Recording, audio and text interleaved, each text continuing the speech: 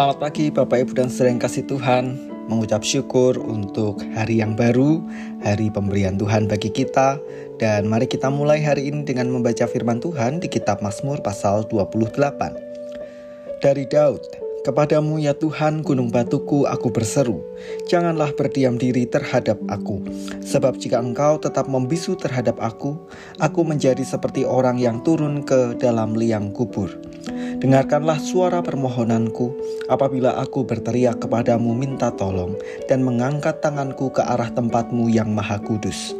Janganlah menyeret aku bersama-sama dengan orang fasik ataupun dengan orang yang melakukan kejahatan, yang ramah dengan teman-temannya tetapi yang hatinya penuh kejahatan.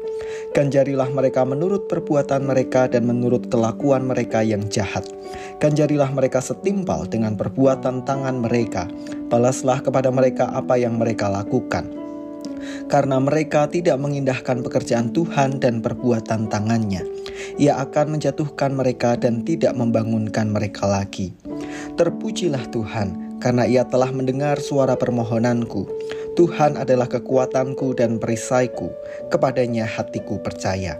Aku tertolong sebab itu beria-ria hatiku, dan dengan nyanyianku aku bersyukur kepadanya.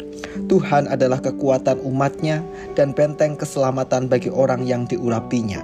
Selamatkanlah kiranya umatmu dan berkatilah milikmu sendiri. Gembalakanlah mereka dan dukunglah mereka untuk selama-lamanya."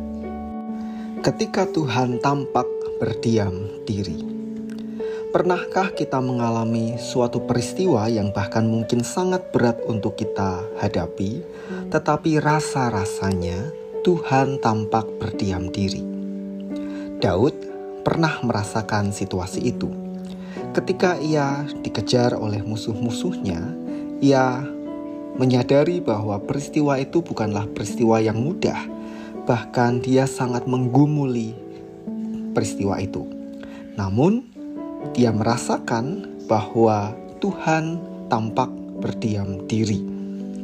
Yang menarik, ketika ia melihat dan merasa bahwa Tuhan berdiam diri atas situasi yang ia hadapi, Daud justru tidak berdiam diri, melainkan ia berseru dalam doanya kepada Tuhan, memohon kepada Tuhan untuk bertindak baik bagi musuh-musuhnya maupun bagi dirinya sendiri. Dan seusai peristiwa berat itu ia lewati, ia pun memuji Tuhan, mengucap syukur atas karya tangan Tuhan. Bapak Ibu dan saudara yang kasih Tuhan, paling tidak ada dua alasan ketika Tuhan tampak berdiam diri ketika kita menghadapi peristiwa tertentu. Yang pertama adalah Tuhan ingin memberi waktu bagi kita untuk berefleksi. Kadang ketika kita mengalami suatu peristiwa, kita terburu-buru untuk menyalahkan orang lain atau bahkan menyalahkan Tuhan.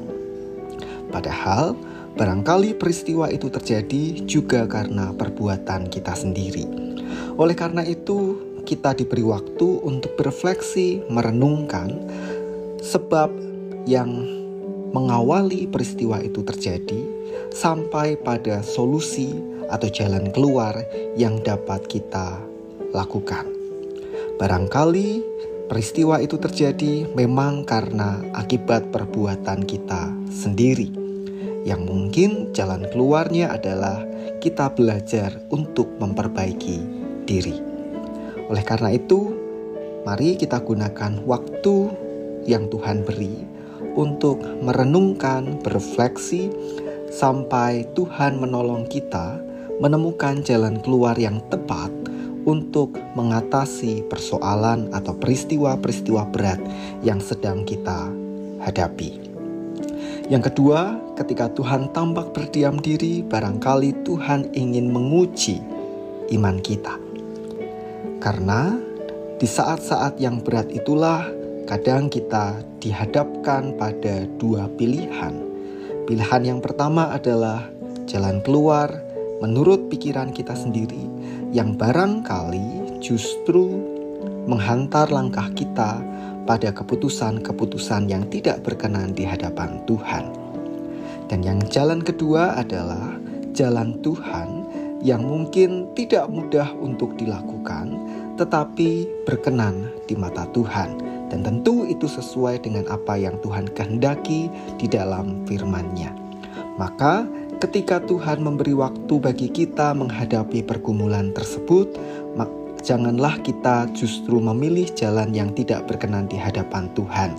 Tuhan mungkin menguji kita agar kita tetap beriman kepadanya, percaya pada jalan keluar yang Tuhan sediakan bagi kita sampai semuanya selesai dan Tuhan berkenan atasnya. Dan seusai peristiwa itu selesai, maka pastilah kita akan memuji Tuhan karena kita sadar bahwa segala sesuatu boleh kita lewati bukan karena kekuatan kita sendiri, melainkan ada campur tangan Tuhan yang mengiring, menyertai, dan menunjukkan jalan keluar bagi kita. Mari kita berdoa. Tuhan, ajar kami untuk percaya kepadamu di tengah berbagai situasi yang mungkin berat untuk kami hadapi. Biarlah waktu yang Tuhan beri dapat kami gunakan untuk berefleksi, tetapi sekaligus menajamkan iman kami kepada Tuhan. Kami menyerahkan aktivitas kami sepanjang hari ini. Mohon Tuhan menyertai kami. Di dalam nama Tuhan Yesus kami berdoa.